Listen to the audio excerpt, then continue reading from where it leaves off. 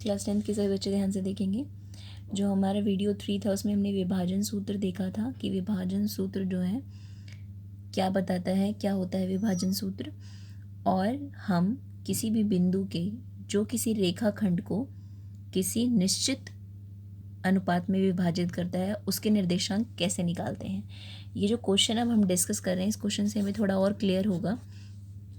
Question ये कह रहा है कि कोई बिंदु R है जो रेखाखंड -1 7 और 4 - 3 ये PQ एक रेखाखंड है जिसके निर्देशांक -1 7 और 4 - 3 है, उनको 2:3 में विभाजित करता है।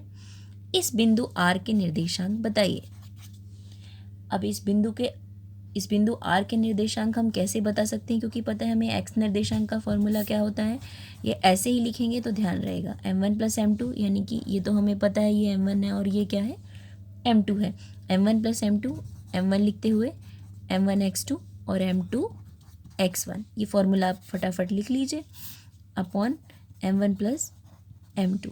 अब क्या करेंगे, ये अगेन वही, यहाँ y है तो यहाँ से y आना चाहिए, y2, और ये हो जाएगा बच्चे m2 y1। ठीक है, अब आपको हर एक चीज़ की वैल्यू यहाँ पता है। देखिए ये क्या है हमारा x1, ये है हमारा y1, ये हमारा बच्चे x2, ये है y2। ऐसी गलती बिल्कुल ना कर देना लिखते वक्त कि ये लिख दिया x1, ये लिख दिया x1, ये लिख दिया y1 और ये उल्टा कर दे सब्सक्रिप्ट। यहाँ अगर सब्सक्रिप्ट 1 1 लगा रहे हैं तो दोनों के साथ 1 1 लगाइए, x1 y1। और यहाँ 2 लगा रहे हैं तो ये नहीं कि यहाँ पे एक सब्सक्रिप्ट यहाँ 1 लगाया और ये 2 लगाया, नहीं, सब्सक्रिप्ट लगाया 1 1 2 2, क्योंकि अगर आप गलत लिखेंगे तो आप गलत ही पुट करेंगे और गलत ही आंसर निकलेगा। x1 y1 और ये निर्देशांक है x2 y2।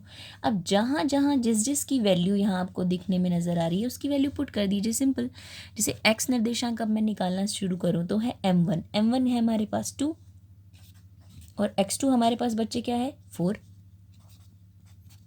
इसको यहाँ ऐसे लिख देने से क्या होगा, जो वैल्यू पुट करने में थोड़ा सा ईजी होता है। m2 क्या है हमारे पास 3 और x1 क्या है बच्चे -1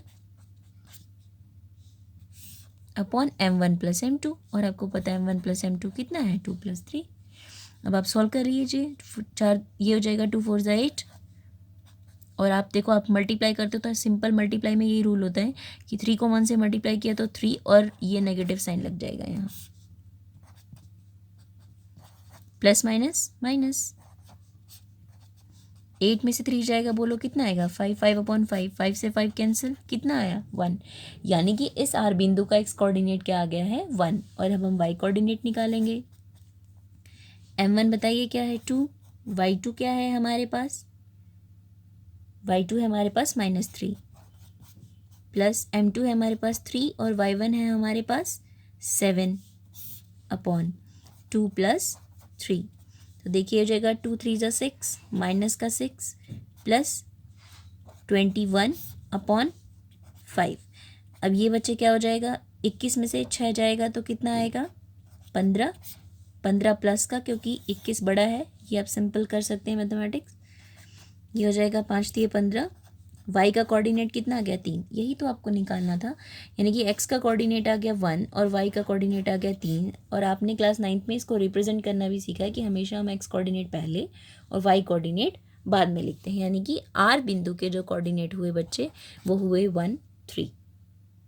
ठीक है, कई बार ऐसा भी होता है, ये क्वेश्चन मैंने आपको बताया था कि कई बार क्या होता है कि मान लीजिए आपको ना अनुपात ना दिए हों, बल्कि अनुपात की बजाय क्या, देखो 3 चीज़ तो आपको दी गई होंगी। ठीक है, मान लीजिए अनुपात की बजाय आपको क्या दे दी जाए, निर्देशांक दे दी जाए। वो बोले कि बिंदु R जो है जिसके निर्देशांक ये हैं और वो रेखाखंड PQ को विभाजित करता है, हमें नहीं पता वो कौन से अनुपात में विभाजित करता है, अनुपात बताइए। तो आप वो अनुपात भी निकाल सकते हैं। फॉर्मूला सब यही रहेगा, वैल्यू आपको वही m1 m2 आप मान लीजिए, क्योंकि वहाँ पे आपको m1 m2 की वैल्यू पता ही नहीं है। फिर m1 m2 की वैल्यू आप मान लीजिए, x और y आपको पता होंगे, आप जहाँ x और y है वहाँ पे उसकी वैल्यू रख दीजिए। फिर वहाँ से आपके पास 2 इक्वेशन बनने के आएगी और आपके पास m1 और m2 का मान निकल जाएगा।